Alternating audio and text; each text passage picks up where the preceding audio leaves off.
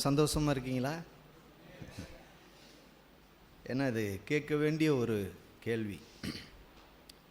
நம்ம வாழ்க்கையில் இருக்கிற சந்தோஷத்தை எப்படியாவது எடுத்து விட வேண்டும் என்று சாத்தான் செய்கிற முயற்சிகளை நாம் பார்க்க முடிகிறது. எதையாவது ஒன்றை நம்மிடத்திலிருந்து எடுக்கும் பொழுது சாத்தான் அதை பயன்படுத்தி நம்மை சோர்வுக்குள்ளாக்கி நமக்குள்ளே இருக்கிற ஆனந்த சந்தோஷத்தை, இயேசு கிறிஸ்து எப்படி அவர் நீதியை விரும்பி அக்கிரமத்தை வெறுத்த போது அவருக்கு கிடைத்த பரிசு என்ன? ஆனந்த தைலம். அதுக்கு பேர் என்ன? ஆனந்த தைலம். அதை நான் யோசித்து பார்க்கிறேன். இயேசு கிறிஸ்து இந்த பூமியில் வாழ்ந்தபோது எவ்வளவு ஆனந்தமாய் அவர் வாழ்ந்திருந்தார். அவரை குறித்து இப்போ நம்ம கேட்டோம். தொழுகை வேளையில் கேட்கும்போது மிகுந்த உற்சாகம் அடைந்தேன். கர்த்தரை மனப்பூர்வமாக நான் துதித்தேன். இந்த நாளையில் அவர் எவ்வளவு அவருடைய வாழ்க்கையில் இருந்த அந்த சம்பவம், அந்த சங்கீதத்தில் பழைய உடன்படிக்கையில் இருக்கிற அந்த வார்த்தையில் நான் படிக்கும் போதெல்லாம் அடிக்கடி யோசித்து பார்ப்பேன். அவருடைய அந்த பாடுகள், உபத்திரவங்கள், அவர் பட்ட காரியங்கள் எல்லாம் அதிகமாக எழுதப்பட்டிருக்கு. ஆனால் புதிய உடன்படிக்கையில் இயேசுவை குறித்து கொஞ்சம்தான் எழுதப்பட்டிருக்கு. அவ்வளவு உபத்திரவங்களையும் பாடுகளையும் நீங்கள் சில சங்கீதத்தை நீங்கள் கவனித்து படிச்சிங்கன்னா உங்களுக்கு தெரியும் எவ்வளவாய் விசேஷமாய். சங்கீதம் 22 இப்படி எவ்வளவு பாடுகளையும் உபத்திரவங்களையும் இயேசு போகும்போது அவர் ஒன்றிலும் முறுமுறுக்காமல், குறை சொல்லாமல் அந்த ஆனந்த சந்தோஷத்தை அவர் வாழ்க்கையில் அனுபவித்தார். இதை கேட்கும்போது சமீபத்தில் நான் மத்தேயு எழுதின சுவிசேஷத்தை தியானித்து கொண்டிருக்கும்போது ஒரு வசனத்தை பார்த்தேன். இப்போ இந்த தொழுகை வேலையில் கேட்டபோது நான் வசனம் ஞாபகத்துக்கு வந்தது. சங்கீதம் மத்தேயு 26:48 வசனத்தை படிக்கிறேன் பாருங்கள். யூதாசை குறித்து எழுதப்பட்டிருக்கு. அவரை காட்டி கொடுக்கிறவன், நான் எவனை முத்தம் செய்வேனோ அவன்தான் அவனை பிடித்து கொள்ளுங்கள் என்று அவர்களுக்கு அடையாளம் சொல்லியிருந்தான். இப்போ நான் படிக்கிறதுல எதை உங்களுக்கு மெயினாக அந்த வார்த்தை தெரியுது? யூதாசு அவன் என்ன சொல்கிறான்? இந்த வார்த்தை எனக்கு பளிச்சுன்னு வந்துச்சு. அதாவது நான் எவனை முத்தம் செய்தவனோ அவன்தான் அப்படின்னு சொல்கிறான். பார்த்தீங்களா? நான் யோசித்து பார்த்தேன். 3.5 வருஷம் இயேசுவோடு நடந்த மனிதன் ஒரு பணத்துக்காக, காசுக்காக, பணத்தின் விருப்பத்திலே வாழ்ந்து கொண்டு வந்த அந்த விருப்பம் எப்படி வெளிப்படுத்துது பாருங்க. சில இடத்துல கூட கடன் வாங்குறவங்கள பார்ப்பேன். கடன் வாங்கி இந்த காசு அந்த கடன் கொடுத்தவன் வாங்க வரும்போது முதல்ல கடன் வாங்க போகும்போது, ஐயா சாமி எனக்கு ரொம்ப தொல்லையாக இருக்குது, கஷ்டமாக இருக்குது அப்படின்னு காலில் விழுந்து கூட பணத்தை வாங்கியிருப்பாங்க. ஒரு 5000 10,000 வாங்கியிருப்பாங்க. ஆனால் அது அந்த பணத்தை கொடுத்து திருப்பி கேட்க போகும்போது அவன் சால்சாப்பு சொல்லிடுவான். சால்சாப்பு சொல்லிட்டு போன ஒருபாடு முட்டா பைய வந்துட்டான் பணத்துக்கு. என்ன கொடுத்தான் பெரிய பணம் அப்படின்னு பேச நான் கேட்டிருக்கிறேன். பயங்கரமாக பேச கேட்டிருக்கிறேன். அப்போ பாருங்கள், இந்த பணம் அப்படிங்கிற ஒரு விஷயம் அவனுக்குள்ளே இருந்ததுனால இயேசுவையே அவன் அப்படின்னு பேசிட்டான். ரொம்ப வருத்தமாக இருக்குது இந்த இடத்துல பார்க்கும்போது. அதை நம்ம வாழ்க்கையில் அதை நாம் ஆராய்ந்து பார்ப்போம். நாம் இப்படிப்பட்ட சம்பவங்கள் நம்ம வாழ்க்கையில் வரும்போது நாம் இயேசுவை எவ்விதமாய் காட்டி கொடுக்குறோம் அப்படிங்கிறதான் உணர்ந்து பார்த்தேன். அதில் அவன் செய்கிறான். ஏன் அதை சொல்கிறேன்னா, அவன் அடுத்த ஒரு வசனத்தில் அவனை குறித்து எழுதியிருக்கும். அவன் வேகமாய் போய் அவரை காட்டி கொடுக்கும்படிக்கு அவன் பேசுவான். போன உடனே அவன் என்ன கேட்பான் அப்படின்னா, எனக்கு என்ன தாரீங்க, நான் இயேசுவை காட்டி கொடுக்குறதுன்னா நீங்கள் எனக்கு என்ன தருவீங்க அப்படின்னு தான் ஃபஸ்ட்டு கேட்குறான். அப்போ அவங்க 30 வெள்ளிக்காசை கொடுக்குறேன் அப்படின்னு சொல்லி பேசுகிறாங்க. உடனே அவன் சம்மதித்து அந்த 30 வெள்ளிக்காசுக்காக இயேசுவை காட்டி கொடுக்குறான். அப்போ இதில் ஒரு சத்தியத்தை நான் பார்த்தேன். என்னன்னு சொன்னால், எனக்குள்ள பண ஆசை, பணத்தை குறித்த எனக்கு ஒரு விருப்பம் இருந்துச்சுன்னா எப்பேற்பட்டவனையும் போடா அப்படின்னு சொல்லிடுவேன். எப்பேற்பட்டவனையும் போடா அப்படின்னு சொல்லிடுவேன். நமக்குள்ள ஒரு விருப்பம், நமக்குள்ள அந்த விருப்பம் இருக்கும்போது நாம் யாரையும் நாம் பகைத்து விடுவோம். உங்களுக்கு புரியுதா நான் சொல்கிறது? உண்மையாகவே நாம் இதை இருதயத்தில் நீங்கள் எடுத்துக்கொள்ளுங்கள். நான் அப்படிப்பட்ட விருப்பம் உடையவன், மகாபெரிய பிரபு, உலகத்தின் பாவங்களை சுமந்து தீர்க்கிற தேவ ஆட்டுக்குட்டி, மகிமையான அந்த ஆண்டவரை அவன் எப்படி பேசுகிறான்னா, அவன் இவன் என்று பேசுகிறான். ஏன் அந்த இடத்துல ஒரு மரியாதை இல்லாமல் போயிடுச்சு பாருங்க. இந்த இயேசுவை நான் முத்தம் செய்கிறேன், நீங்கள் வந்து பிடிச்சிக்கங்க அப்படின்னு சொல்லாமல் அந்த வார்த்தை பதிவு பண்ணப்பட்டிருக்கு பாருங்க. அதுதான் முக்கியம். அந்த வார்த்தை எழுதியிருக்கு. அப்போ அந்த அளவுக்கு இந்த மனுஷன் இயேசுவை காட்டிலும் பணத்தை நேசித்தான். அதுதான் 2 நாளைக்கு முன்னாடி இந்த வசனம் என் இருதயத்தை ரொம்ப தியானிக்கும் போது, ஆண்டவரே, நான் எவ்வளவா இன்னும் நான் மனம் திரும்ப வேண்டும், எவ்வளவா இன்னும் நான் மாற வேண்டும். அப்படி நான் மாறினால்தான் என்றைக்காவது ஒரு நாள் ஒரு சம்பவம் வரும்போது நான் உங்களை சபித்து விடவோ, உங்களை சத்தியம் பண்ணவோ, உங்களை பார்க்கவில்லை என்று சொல்லவோ, பேதுருவை போல நான் ஒரு முட்டாளாய் மாறிவிடுவேன் அப்படின்னு இருதயத்தில் ஒரு தெய்வ பயத்தை ஆண்டவர் இந்த வசனத்தில் கொடுத்தார். அதனால் இந்த காலை வேளையில் ஆண்டவர் நமக்காக பட்ட பாடுகளை, அவர் செய்த தியாகத்தை நாம் சற்று சிந்தித்து பார்ப்போம் என்று சொன்னால், உண்மையாகவே நம்முடைய இருதயத்தில் நாம் அப்படிப்பட்ட எண்ணத்துக்கு வரமாட்டோம். ஆகையினால் இந்த நாளில் மத்தேயு எழுதின சுவிசேஷம் 28ஆம் அதிகாரத்திலிருந்து ஒரு வார்த்தையை உங்களோடு பேச தியானித்தேன். 28ஆம் அதிகாரத்தில் ஆண்டவர் சொல்கிறார் 19ஆம் வசனத்தில், ஆகையால் நீங்கள் புறப்பட்டு போய் சகல ஜனங்களையும் சகல ஜாதிகளையும் சீசராக்கி பிதா குமாரன் பரிசுத்த ஆவி நாமத்தினாலே அவர்களுக்கு ஞானஸ்தானம் கொடுத்து. சீசர்களுக்கு ஆண்டவர் சொல்கிறார், நீங்கள் போங்க, உலகமெங்கும் போய் எல்லா ஜாதியாரையும் பார்த்து, ஒரு குறிப்பிட்ட ஜாதி இல்லை, எல்லா ஜாதி ஜனங்களையும் பார்த்து அவர்களுக்கு நீங்கள் அவர்கள் ஜாதிகளையும் அவர்களை முதல்ல சீசராக்கி மறுபடி அவர்களுக்கு பிதா குமாரன் பரிசுத்த ஆவி நாமத்தினாலே ஞானஸ்தானம் கொடுத்து அப்படின்னு சொல்லிட்டு அடுத்த வசனம் சொல்கிறாரு, நான் உங்களுக்கு கட்டளையிட்ட யாவையும் அவர்கள் கை கொள்ளும்படி அவர்களுக்கு உபதேசம் பண்ணுங்கள் அப்படின்னு சொல்கிறார். பாருங்க, சுவிசேஷம்னா பூரண சுவிசேஷம். நம்முடைய மூத்த சகோதரர் அடிக்கடி சொல்லுவாங்க, பூரண சுவிசேஷம். பூரண சுவிசேஷம் அப்படின்னா பாதி சுவிசேஷம் என்னென்னா வெறும் ஞானஸ்தானம் கொடுக்கறது தான்.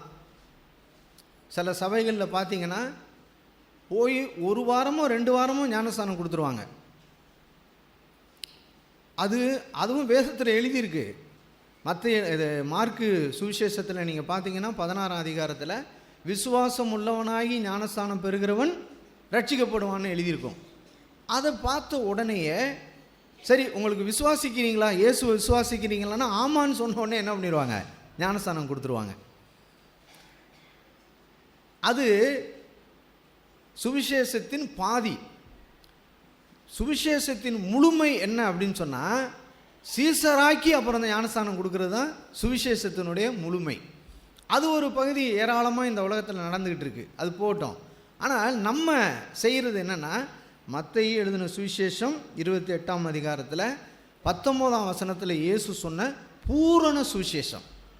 பூரண சுவிசேஷம், அந்த பூரண சுவிசேஷத்தில் ஆண்டவர் பயன்படுத்தி இருக்கிற வார்த்தை சீசராக்கி. ஏன் சீசராக்கி ஞானஸ்தானம் கொடுக்க சொன்னார் அப்படிங்கிறத நம்ம பார்க்கும்போது, விசுவாசம் உள்ளவனாகி ஞானஸ்தானம் கொடுக்கிறவனுக்கு என்ன செய்ய முடியாது அப்படின்னு சொன்னால், நான் உங்களுக்கு கட்டளையிட்ட யாவையும் அவர்கள் கை கொள்ளும்படிக்கு அவர்களுக்கு போதனை பண்ண முடியாது, உபதேசம் பண்ண முடியாது. ஏன் அப்படின்னா, சீசர்கள் ஆக்கி அப்படின்னு சொன்னால், இங்கே இந்த வாரம் கூட ஒரு சில பேர் நீங்கள் ஞானஸ்தானம் எடுத்தீங்க அப்படின்னா அவருடைய அர்த்தம் என்ன அப்படின்னு சொன்னால், நீங்கள் சீசராகி ஞானஸ்தானம் எடுத்த பிற்பாடு அவர் சொன்ன, நான் உங்களுக்கு சொன்னவைகளை அவர்கள் கை கொள்ளும்படி நீங்கள் அவர்களுக்கு போதிக்க வேண்டும் அப்படின்னு சொன்னார்.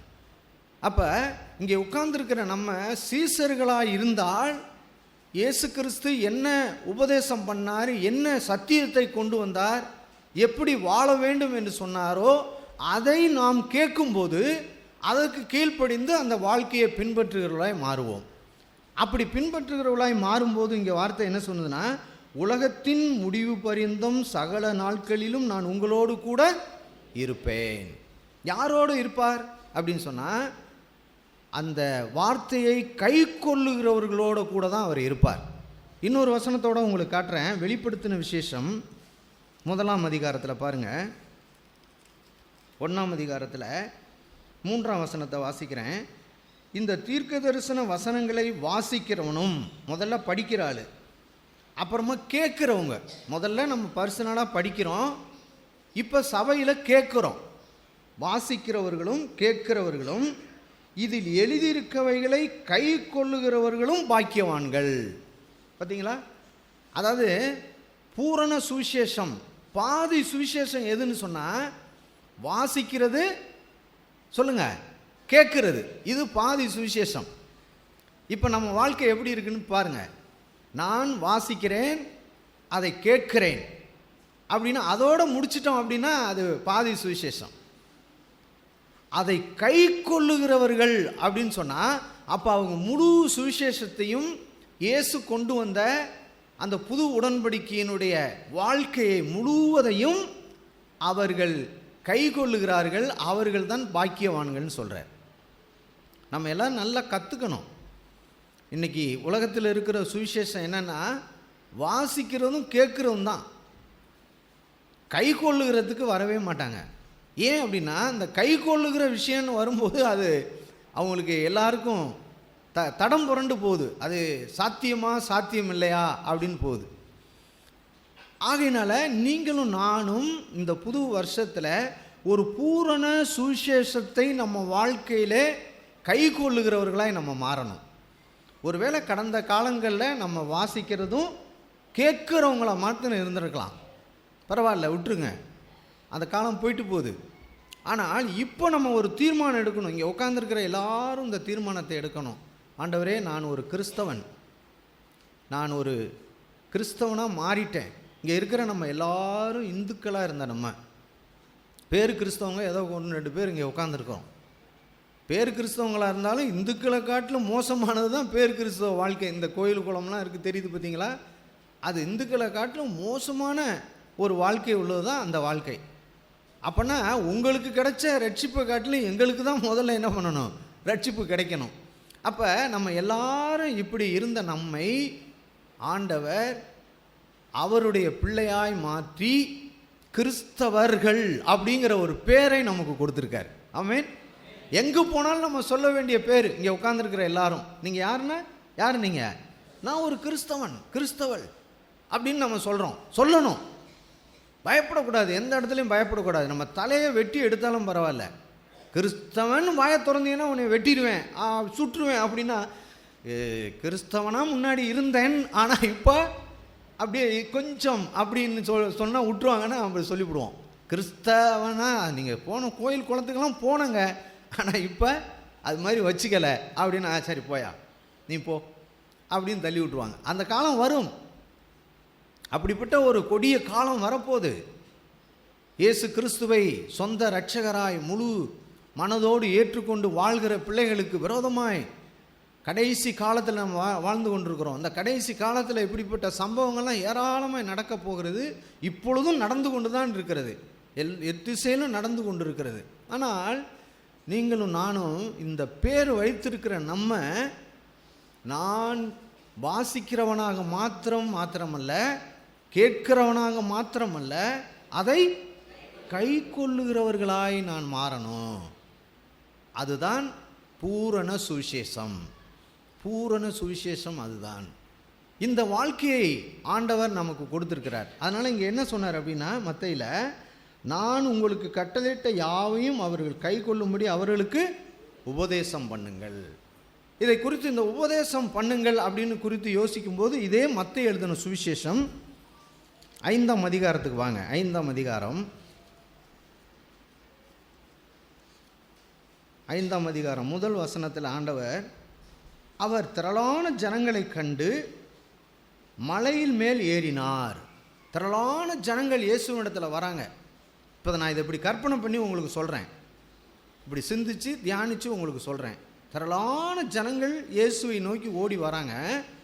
இப்போ அவர் பார்க்குறாரு, இவ்வளோ திரளான ஜனங்கள் வராங்க, ஓகே வரட்டும் அப்படின்ட்டு இப்போ அவர் மலை மேலே ஏறுறார். மலையின் மேல் ஏறினார். ஏறி அவர் உட்கார்ந்த பொழுது அவருடைய சீசர்கள் அவரிடத்தில் வந்தார்கள். பார்த்தீங்களா, திரளான ஜனங்க வந்தாங்க. இப்போ ஆண்டவர் பார்த்து மேலே ஏறி போய் ஒரு மலையில் உட்கார்றாரு. அப்படி உட்காரும்போது சீசர்கள் எல்லாரும் அவரிடத்திலே வந்தார்கள்.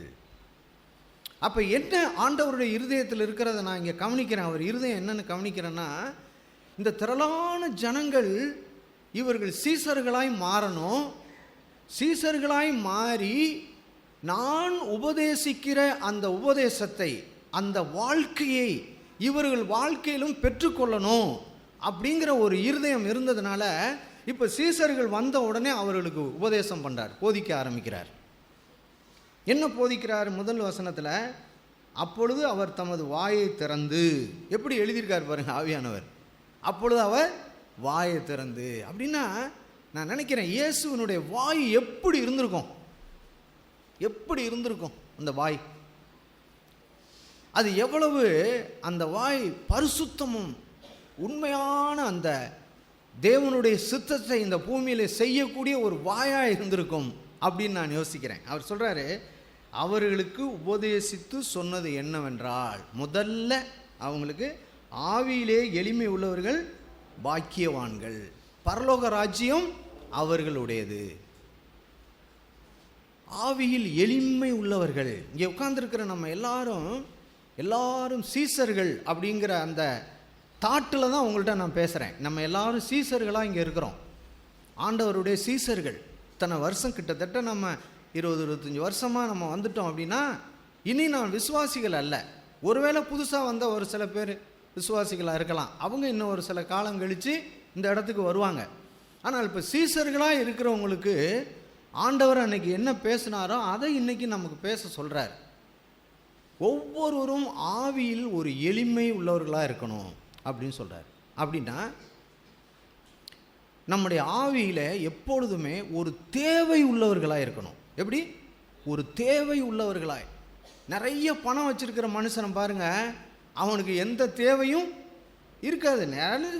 தேவைப்படுறப்ப எடுத்து அவன் செலவு பண்ணிக்குவான். நம்மளை கூட பாருங்களேன், நம்மள்கிட்டையும் நிறையா பணம் இருக்கிற ஒரு சூழ்நிலை வந்திருக்கும். நம்ம அப்போ அந்த காலகட்டத்தை யோசிச்சு பாருங்கள். டக்குன்னு யாராவது ஒரு பணம் கேட்டால் எடுத்து கொடுப்போம், அல்லது நம்ம வீட்டுக்கு ஒரு பொருள் வேணாலும் நம்ம போய் வாங்குவோம். ஏன் அப்படின்னா என்கிட்ட நிறைய பணம் இருக்குது, அதை செய்கிறேன்.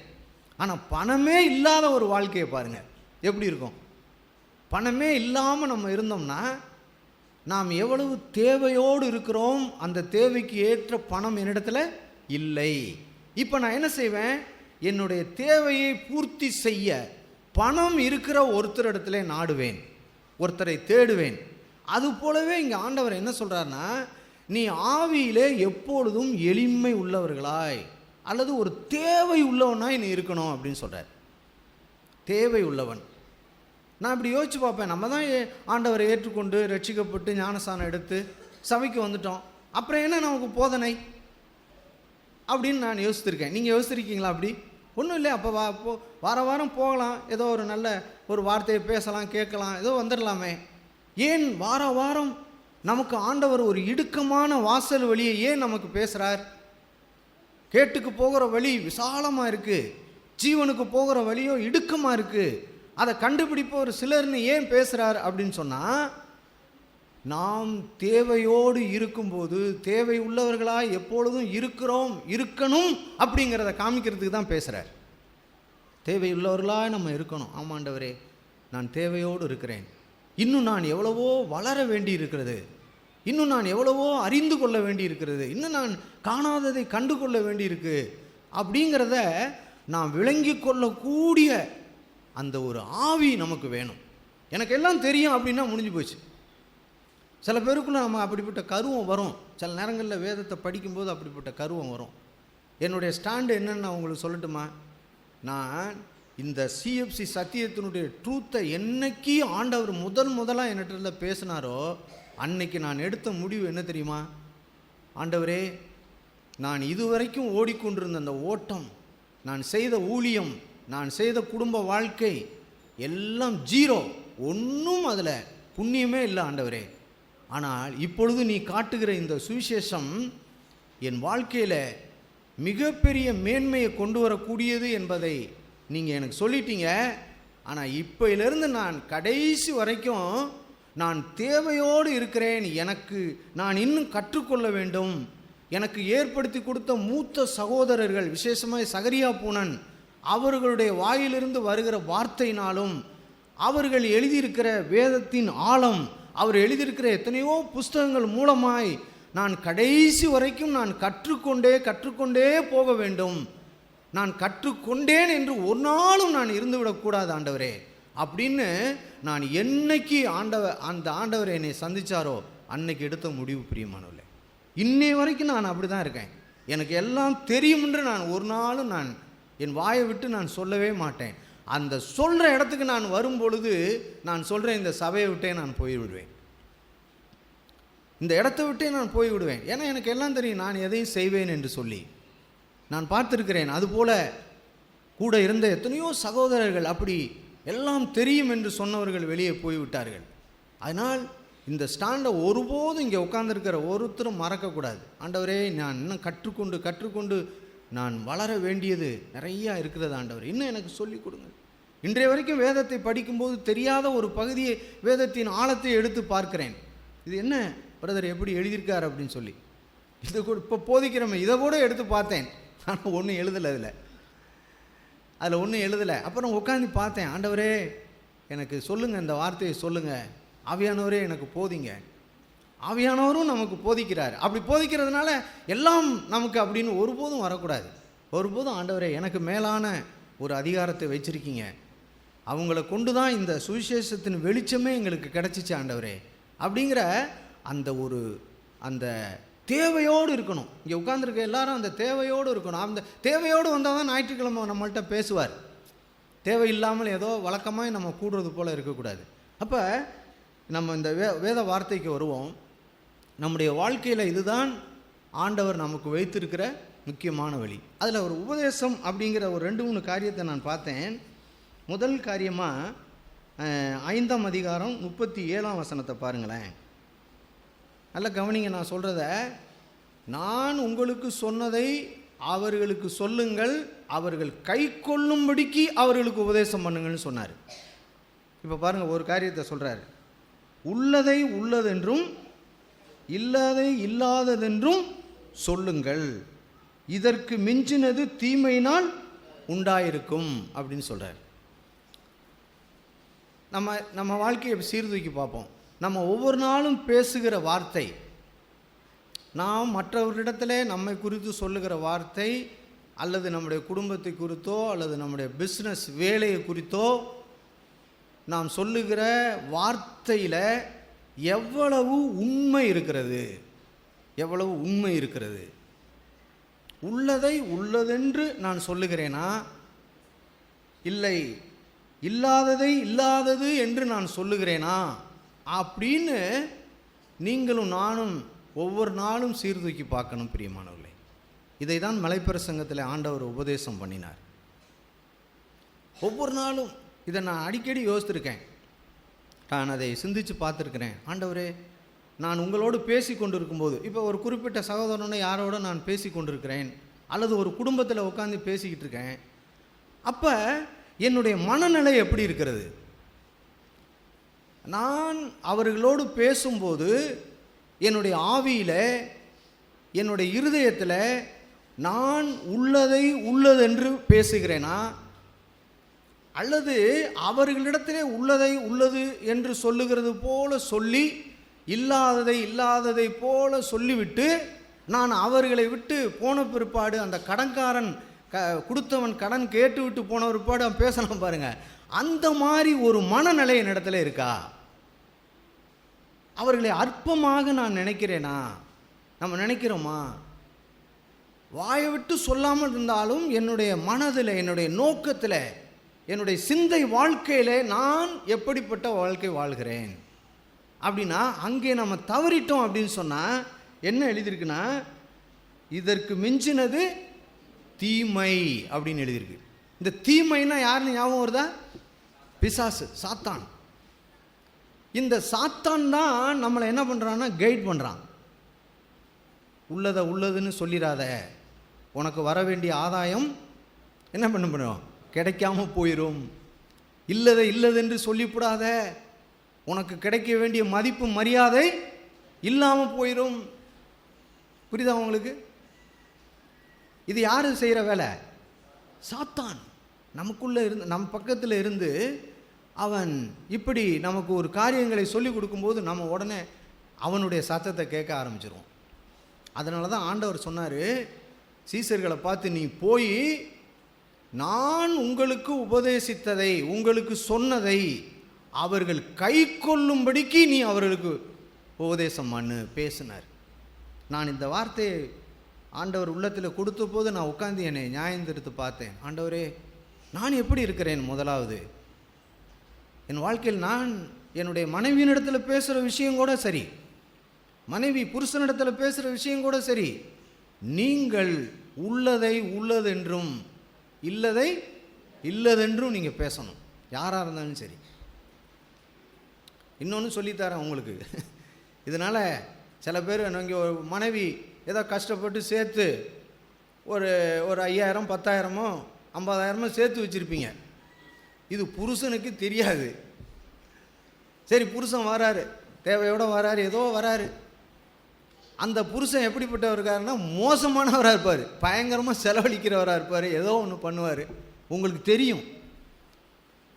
நல்ல புருஷனாக இருந்தால் ஏதோ நீங்கள் ஒரு வார்த்தையை கொஞ்சம் ஒரு 50 இருக்கிற இடத்துல 20 இருக்குன்னு கூட சொல்லலாம், முழுவையும் சொல்ல வேண்டியதில்லை, அது தப்பு கிடையாது. ஆனால் உங்கள்கிட்ட 50,000 இருக்குன்னு தெரிஞ்சு போச்சா முடிஞ்சிச்சு. பாவம் உங்கள் வாசப்படியில் படுத்திருக்கும். எங்கே படுத்திருப்பார் அவர்? உங்கள் பாதத்தடியில் படுத்துருவார். கொடுக்குறியா இல்லையா? இல்லைன்னா காலை வாரி விட்டுருவார். அப்போ அந்த நேரத்தில் ஞானமாய் நீங்கள் நடந்து கொள்ளணும், ஞானமாய் நடந்து கொள்ளணும்.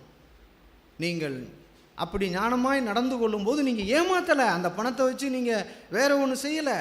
அது ஒரு நாள் அந்த பணம் உங்கள் வாழ்க்கைக்கு போதுமானதாக இருக்கும். எங்கள் வீட்டு சாட்சியை நான் சொல்லுகிறேன், திடீர்னு எனக்கு ஞாபகம் வருது, சொல்லணும் இல்லை. என்னுடைய மனைவி அப்படி தான், எனக்கே தெரியாமல் பல ரூபாய்க்களை அவர்கள் சேர்த்து வைத்திருந்தார்கள். இன்னைக்கு காலையில் கூட ஒரு ரூபாயை சொன்னாங்க.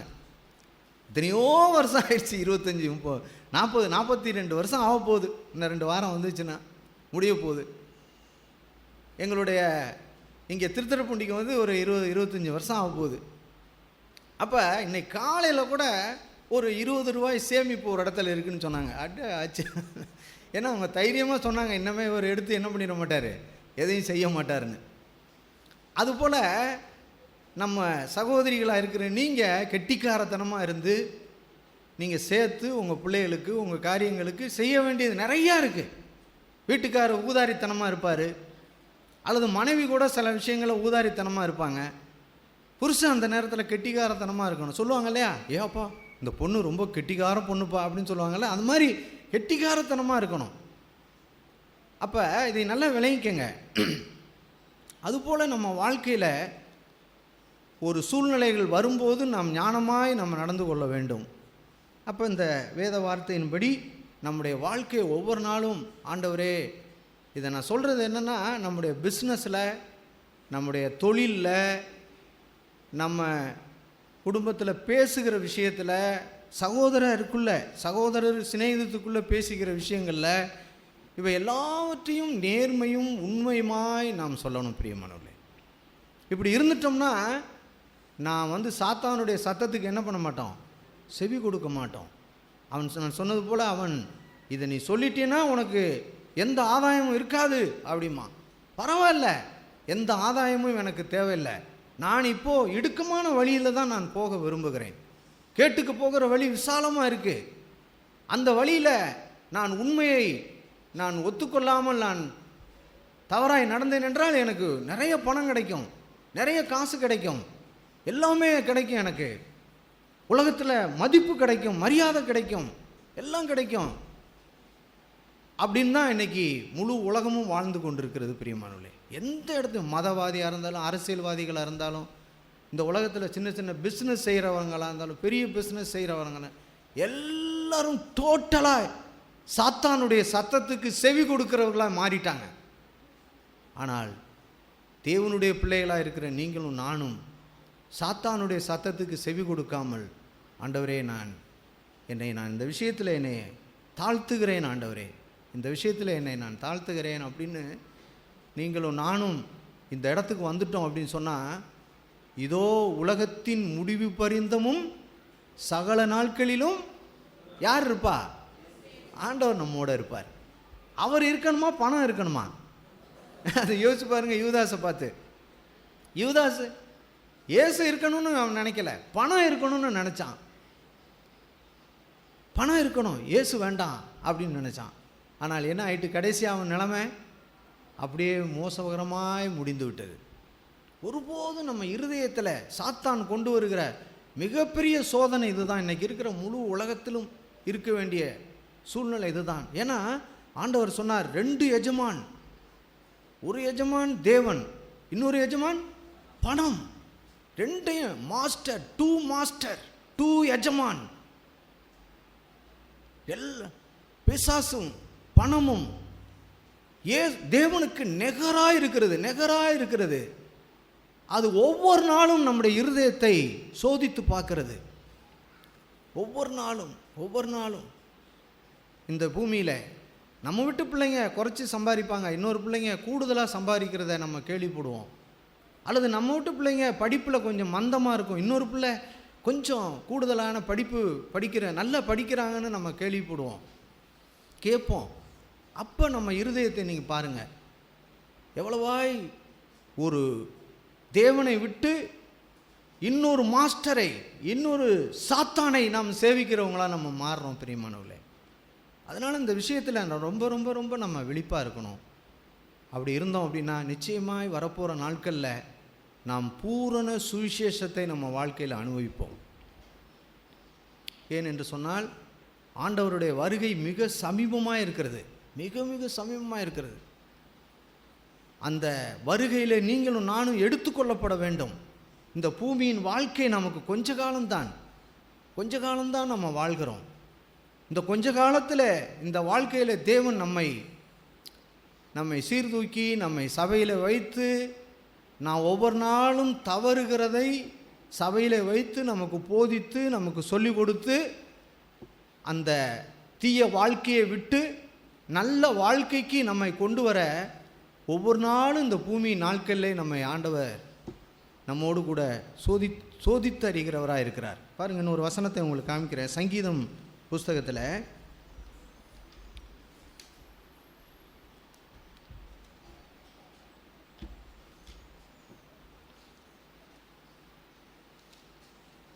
சங்கீதம் 11.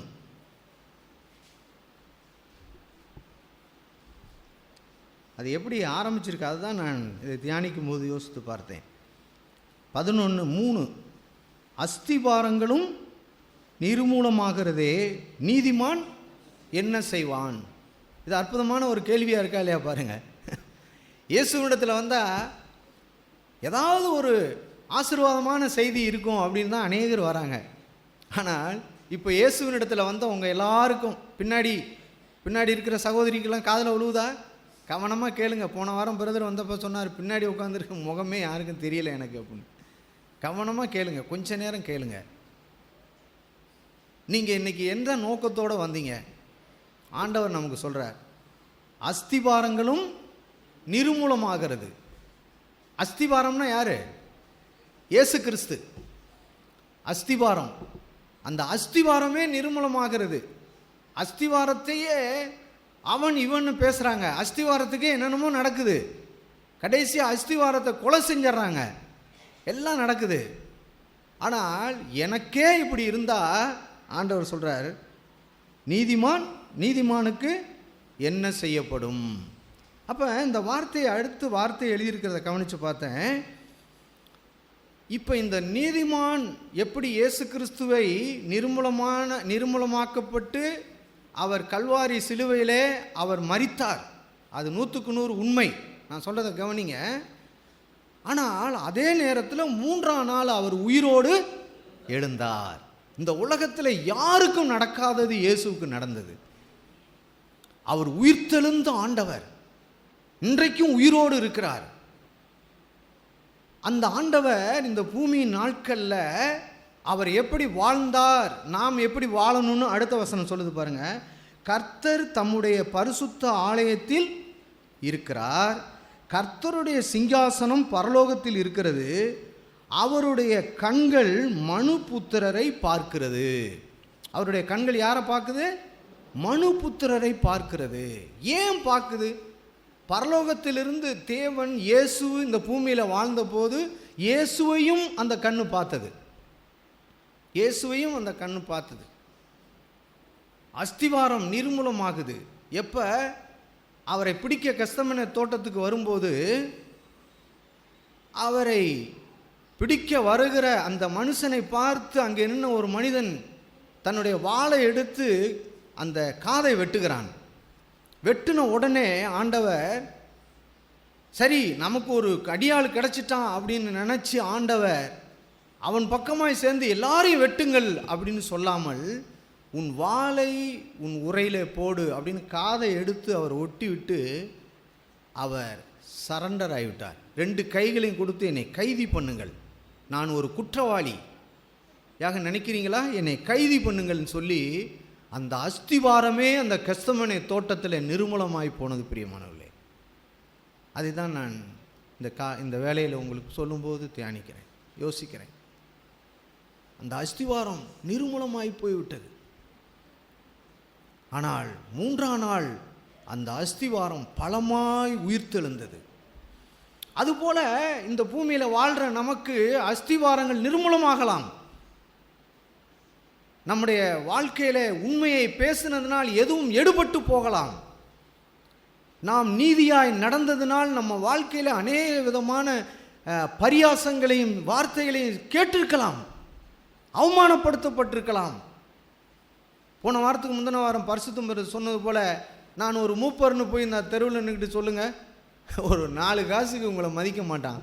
என்ன மூப்பர்னா என்ன அப்படிமா?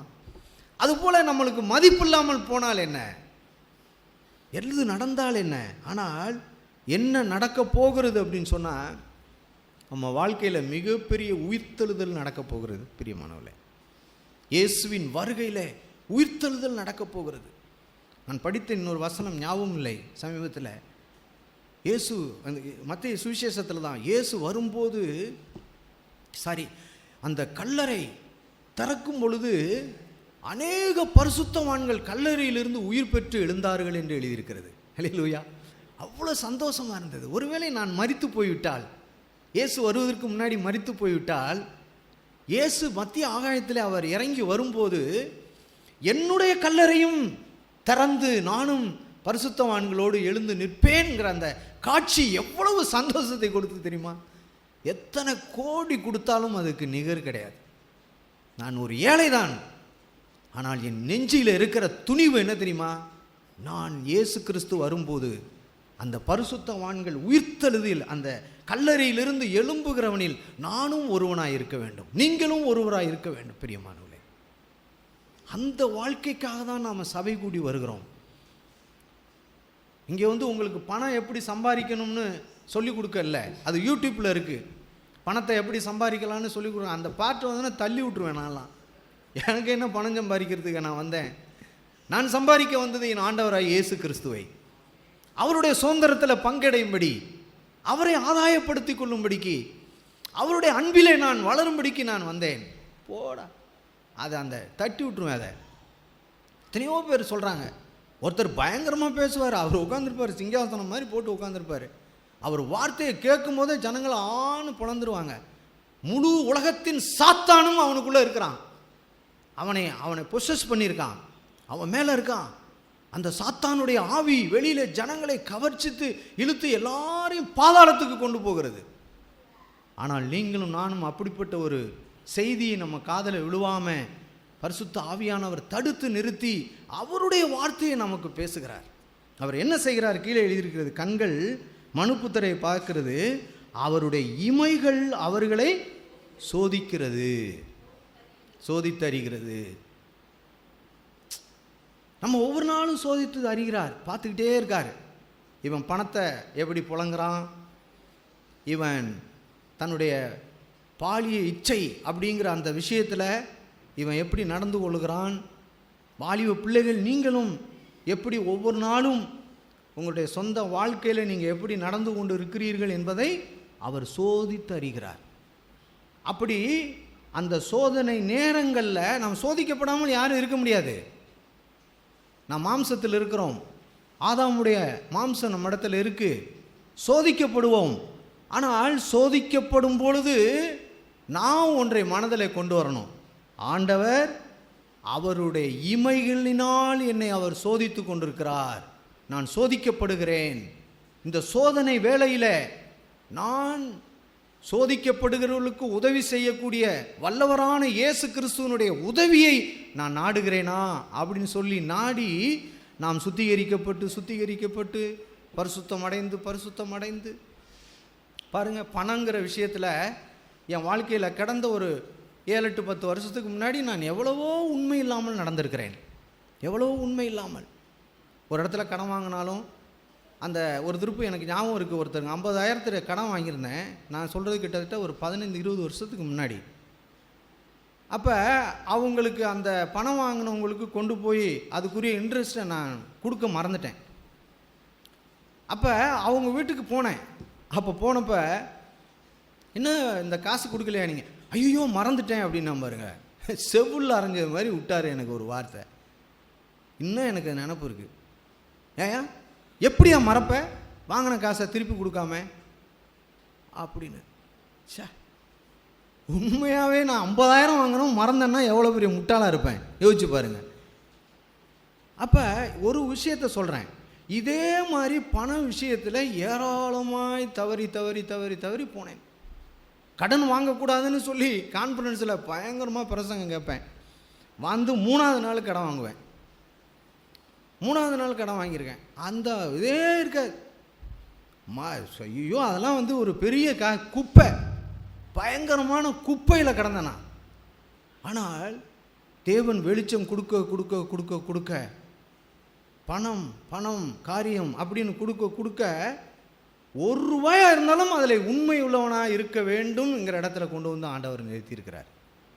ஒரு அல்லேலூயா நிறுத்தியிருக்கார். நான் சாட்சி சொல்ல முடியும். ஏன்னு சொல்கிறேன்னா, அப்படி இருந்தும் நானும் சோதிக்கப்படுகிற ஒரு மாம்சத்தில் இருக்கிறேன் என்பதை மிக மிக கவனமாய் நான் வாழ்ந்து கொண்டிருக்கிறேன். பிரியமானவர்களே, இப்படி தான் ஆண்டவர் 10 வருஷத்துக்கு முன்னாடி நம்ம ஒரு விஷயத்தில் தோல்வி விட்டவர்களாக இருந்திருப்போம். ஒரு 5-10 வருஷத்துக்கு முன்னாடி நீங்கள் உங்கள் அப்பா அம்மாவுடைய வார்த்தைக்கு கீழ்ப்படியாமல் நடந்திருக்கலாம். கொஞ்ச நாளைக்கு முன்னாடி இருந்திருக்கலாம். இங்கே உட்காந்துருக்க தம்பிங்களுக்கு சொல்கிறேன், நீங்கள் முட்டாளாக இருந்திருக்கலாம், எப்படியோ நடந்திருக்கலாம். ஆனால் இப்போ ஆண்டவர் உங்களை அதிலேருந்து தூக்கி எடுத்து சரியான இடத்துல நம்மை கொண்டு வந்து நிறுத்த விரும்புகிறார். பூரணமாக்குதலை நோக்கி கடந்து போவோமாக அப்படிங்கிற ஒரு விஷயத்தை ஒவ்வொன்றா ஆண்டவர் நமக்கு சொல்லி கொடுக்குறார். அதனால் இந்த நாளில் நம்ம இருதயத்தை ஆண்டவரிடத்தில் திருப்புவோம். ஆண்டவரே, நீங்கள் எங்களை நல்ல பாதுகாப்பான இடத்துல நீங்கள் வச்சுருக்கீங்க. உங்களுடைய வார்த்தையை கேட்டு அதை நான் கை கொள்ளணும் ஆண்டவரே. வாசிக்கிறவனா மாத்திரம் இல்லை, கேட்குறவங்களா மாத்திரம் இல்லை, அதை கை கொள்ளுனாய் மாறணும். நான் ஒரு தேவையோடு இருக்கணும், எப்போதும் தேவையோடு. ஒவ்வொரு நாளும் ஆண்டவரை வேதத்தை திறக்கும்போது ஒரு தேவை என்னோடு இன்றைக்கி பேசுங்க. நான் இப்போ உங்கள்கிட்ட பேசுகிறேன்னா இதெல்லாம் நான் பர்சனலாக படிக்கும்போது கேட்கும்போது அதை இருதயத்தில் கொழுந்து விட்டு எரியுது. இந்த வார்த்தைகளெல்லாம் கொழுந்து விட்டு எரியுது. ஒரு வருஷம் முடிஞ்சு மறு வருஷமும் உங்களுக்கு சொல்கிறேன், சுவிசேஷ புஸ்தகத்தை போன வருஷம் இதில் கான்ஃபரன்ஸ், பொங்கல் கான்ஃபரன்ஸில் பிரதர் பேசுனாங்க, 4 சுவிசேஷத்தையும் நீங்கள் படிங்க அப்படின்னு. நான் உங்களுக்கு எத்தனையோ முறை சொல்லியிருக்கேன், இந்த 4 சுவிசேஷத்தையும் ஒரு வருஷம் படிச்சிருக்கேன். 1 நாள் 3 நாளில் படிக்கலை. ஏன்னா எனக்கு கிடைச்ச கொஞ்சம் நேரத்தில் படித்து அதில் இயேசுனுடைய ஜீவன், இயேசு எப்படிப்பட்டவர் அறிய கொஞ்சம் கண்ணை திறந்திருக்காரு. இந்த வருஷம் ஆரம்பித்து நேற்று 28ஆம் அதிகாரத்தை இன்னைக்கு காலையில் தான் முடித்தேன். அப்போ அதில் நான் வாசிக்கும்போது எப்படி ஆண்டவருடைய அந்த ஜீவனை நாம் பார்க்க முடியுது. அதை பார்த்தோன்னே அதை படிக்கிறவனை மாத்திரம் இல்லை, அடுத்ததை நான் கேட்குறேன், அதோட மாத்திரல்ல, நான் அதை கைக்கொள்ளுகிறவனாய் மாறணும். ஆண்டவரே, ஆண்டவரே, ஒருபோதும் உள்ளதை உள்ளதென்றும் இல்லதை இல்லதென்றும் நான் சொல்லணும். ஆண்டவரே, என்னை அரெஸ்ட் பண்ண வந்திருந்தாலும் சரி, நீ இந்நேரம் பணத்தை ஏமாத்திட்டியாமே, உன்னை நான் அரெஸ்ட் பண்ண போகிறேன் அப்படின்னு சொன்னாலும் சரி, இல்லைங்க யார் சொன்னது அப்படி, வேணா வக்கீலை வச்சு பார்த்துக்குவோம் அப்படின்னு நம்ம பேசணும்னா எப்படி இருக்கும் யோசிச்சு பாருங்க. ஒரு உதாரணத்தை சொல்கிறேன். அதுபோல் ஆண்டவரே, எப்படி இயேசு கெத்செமனே தோட்டத்தில் யாரை தேடுகிறீர்கள், இயேசுவை தான், நான் தான், என்னை கைது பண்ணிக்கங்க அப்படின்னு சொன்னார். உள்ளதை உள்ளதென்றும் இல்லதை இல்லதென்றும் பேசினார். சாத்தான் சொல்லியிருப்பான், இயேசுன்னு நீ சொல்லிவிடாத, அங்கே அந்த 12 பேரில் யாராச்சும் ஒரு ஆளை காமிச்சு விடு அப்படின்னு. இல்லை, அவர்களை விட்டு விடுங்கள் அப்படின்னு சொன்னார். அவர்களை விட்டு விடுங்கள், இதோ நான் அப்படின்னு சொன்னார். அந்த இயேசுவின் வார்த்தையை தான் நம்ம இன்னைக்கு கேட்டிருக்கிறோம். நீங்கள் ஆண்டவரிடத்தில் போங்க, ஆண்டவரே என்னோட பேசுங்கன்னு சொல்லுங்கள். பரிசுத்த ஆவியானவர் நமக்கு உதவி செய்வார். நாம் இந்த வாழ்க்கையை வாழ போகிறதில்ல, பரிசுத்த ஆவியானவர் நமக்கு உதவி செய்வார். ஆமென்.